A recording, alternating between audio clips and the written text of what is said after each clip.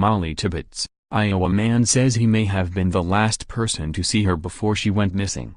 An Iowa man has revealed that he may have been the last person to see missing Mollie Tibbetts before she vanished as she jogged past his home. Devin Riley, from the small farming community of Brooklyn where Mollie was spending the summer with her boyfriend, said he saw her out for a run around 9 p.m. the day before she was reported missing. He said, "She was wearing like a neon pink sports bra with black khaki yoga pants and an armband with her music device, or phone. Hair in a ponytail, just jogging like normal, any other day." Riley told Good Morning America that he had seen the girl go past 3 to 4 times per week over the summer, heading down the street and toward a nearby hill. He didn't think anything of it until he saw Mollie's picture on Facebook. He added, "It really hit me that I hadn't seen that runner since Mollie vanished." After seeing her family's desperate appeals on television, Riley decided to contact police who showed up at his home to do a search. "It was pretty terrifying at the beginning because I didn't know what was going on," he said. "I panicked and I put my girls in the bathroom, but they were really polite. Just did the walk through and were out in like 10 to 15 minutes. Officers say they have received almost 800 tips in the search for Mollie, but have turned up no concrete leads." Police after offering $313,000, a record for the area, for any information which leads to Mollie. Her father Rob Tibbetts has directly appealed to her kidnapper to let Mollie go and turn yourself in. And as the search for the young woman continues, a friend shared videos of the carefree student and issued a plea for tips. One of the clips, taken the day before she vanished according to ABC News, shows a giggling Mollie sitting cross-legged on the floor as a friend records her dash while the other shows her salsa dancing in a gym. In the first clip, she is seen laughing as the camera zooms in before lifting a small mirror to cover her mouth then sticking her tongue out. Jarrett Rose shared the 2 clips of Mollie on Facebook, writing, "2 weeks since I've seen your smile and it feels like an eternity has passed by. Your voice echoes through my heart every day, giving me the inspiration to never give up on you. No one has, or ever will give up hope and stop searching for you. No tip is insignificant. Please contact the tip lines if anyone knows anything. We will bring you home Mollie, and you'll be salsa dancing in no time." Meanwhile, Mollie's father told Fox News on Tuesday that his daughter didn't just get up and walk away, so it's logical to assume she has been abducted. He said, "To that person, you're probably very afraid.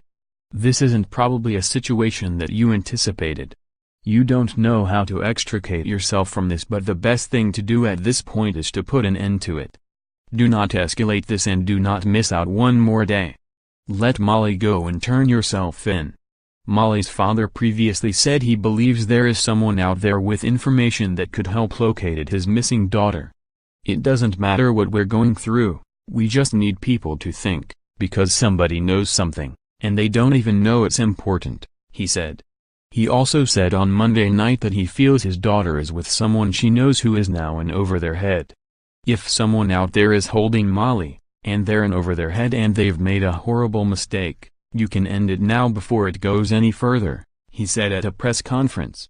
Later, he said he was encouraged by the fact they had not found her body. "I'll be honest with you, early on I wasn't as hopeful as I am now. The longer we go without finding Mollie's body, the more hopeful we are that she's alive somewhere and going through something that she can survive." But while her father is hopeful, Mollie's mother says she is in purgatory and is tortured by her daughter's disappearance. "I'm either going to be headed up to heaven or down to hell, depending on the result," Laura Calderwood told DailyMail.com last week.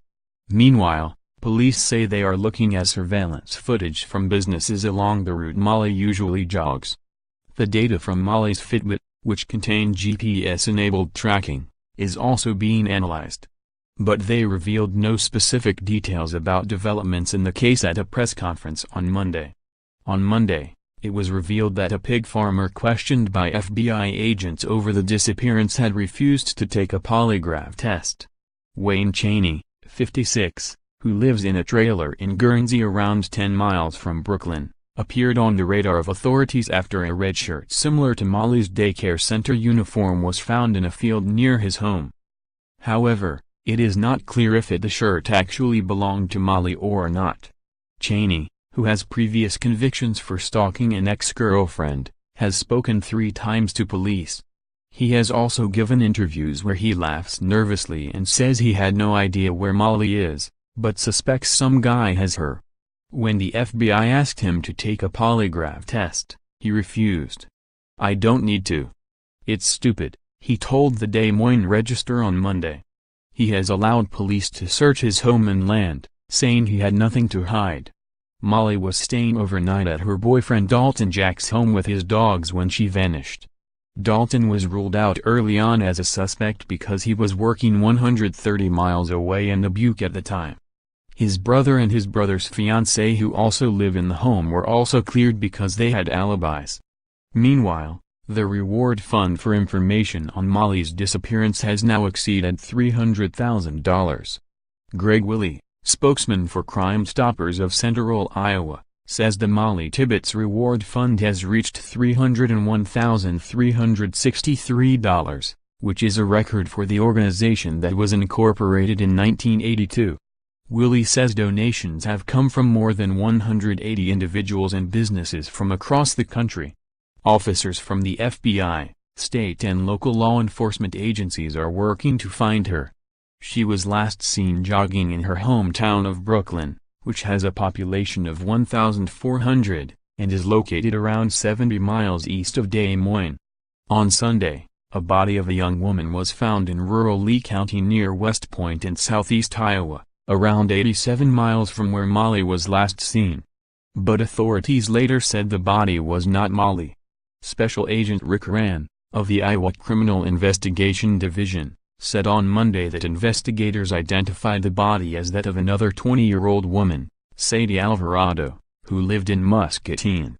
Rand says a 28-year-old man has been charged with leaving the scene of a fatal accident in connection to Alvarado's death.